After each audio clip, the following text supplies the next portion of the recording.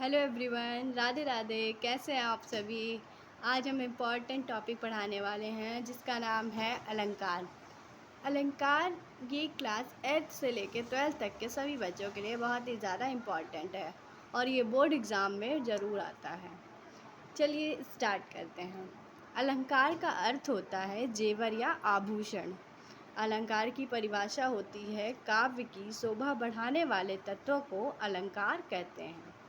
अलंकार के दो भेद होते हैं, शब्दालंकार और अर्थालंकार। शब्दालंकार के अनुप्रास, यमक और श्लेष। अर्थालंकार में उपमा, रूपक और उत्प्रेक्षा होते हैं। चलिए आप सबकी डिटेल्स जानते हैं।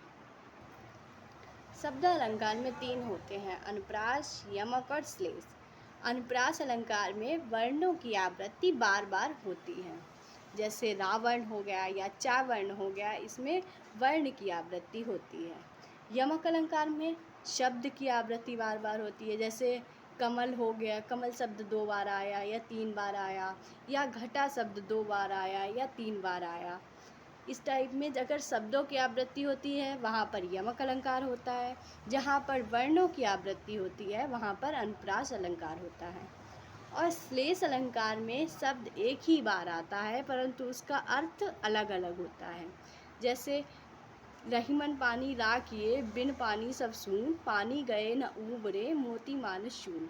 ये इसमें पानी एक बार आ रहा है परंतु ये सबके लिए अलग अलग अर्थ दे रहा है, इसलिए इसको श्लेष अलंकार में लिखते हैं। चलिए स्टार्ट करते हैं।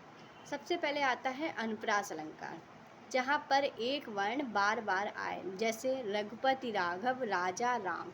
यहाँ पे रावण की आवृत्ति बार बार हो रही है, इसीलिए इसको अनुप्रास अलंकार कहते हैं। दूसरा होता है यमक अलंकार, जहाँ एक शब्द एक से अधिक बार आए परंतु उसका अर्थ अलग अलग हो, जैसे काली घटा का घमंड घटा। यहाँ पर घटा शब्द 2 बार आ रहे हैं परंतु एक घटा मतलब होता है बादल, एक घटा मतलब होता है कम होना।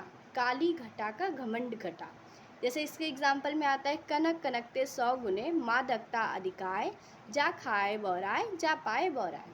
तो यहाँ पे कनक मतलब सोना होता है, एक कनक मतलब धतूरा होता है, वो यमक अलंकार में आते हैं, जहाँ पर एक शब्द 2 बार आए या 2 से अधिक बार आए परंतु उसका अर्थ अलग अलग हो। तीसरा होता है श्लेष अलंकार, जहाँ एक शब्द एक ही बार हो परंतु उसका अर्थ एक से ज़्यादा हो, जैसे रहीमन पानी राखिए, बिन पानी सब सून, पानी गए न उभरे, मोती मानुष चून। यहाँ पर पानी मोती के लिए अलग दे रहा है, मनुष्य के लिए अलग दे रहा है और चून यानी आटे के लिए अलग दे रहा है।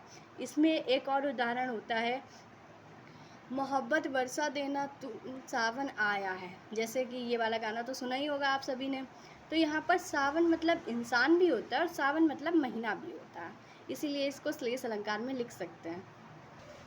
अगर वीडियो आपको अच्छी लग रही हो तो लाइक ज़रूर करिए।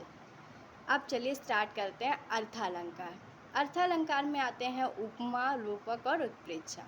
उपमा मतलब किसी की तुलना करना, या यहाँ पर सा से सरिस वर्ड आए तो वहाँ पर उपमा अलंकार होता है। रूपक मतलब योजक चिन्ह, योजक चिन्ह समझ रहे हैं, जैसे चरण कमल, इसके बीच में जब डैश का चिन्ह आता है ना, उसको योजक चिन्ह बोलते हैं। उत्प्रेक्षा में मनु मानो जनु जानो, अगर आपको किसी भी लाइन में मनु मानो जनु जानो में से कोई वर्ड दिख रहे हैं वहाँ पर उत्प्रेक्षा अलंकार होता है। चलिए एक एक करके समझते हैं।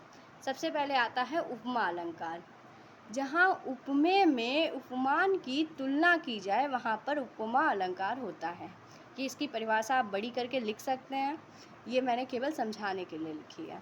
उदाहरण के लिए पीपर पात सरिस मन डोला, अभी मैंने आपको बताया उपमा अलंकार में या तो तुलना की जाए या सा से सरिस वर्ड आए वहाँ पर उपमा अलंकार होता है।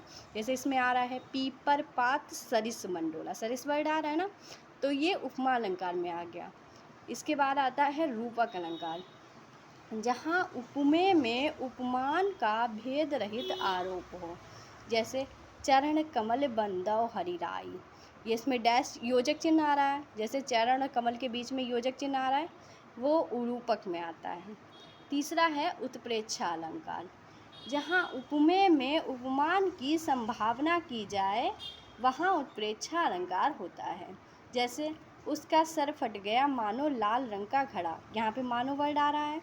वहाँ पर उत्प्रेक्षा, जहाँ पर मनु मानो जन जानो जैसे वर्ड आए वहाँ पर उत्प्रेक्षा अलंकार होता है। जैसे इसका एक और उदाहरण है, जैसे इसका एक और एग्जाम्पल है, उस काल के मारे क्रोध से तन कांपने उनका लगा, मानो हवा के बौन से सोता हुआ सागर जगा।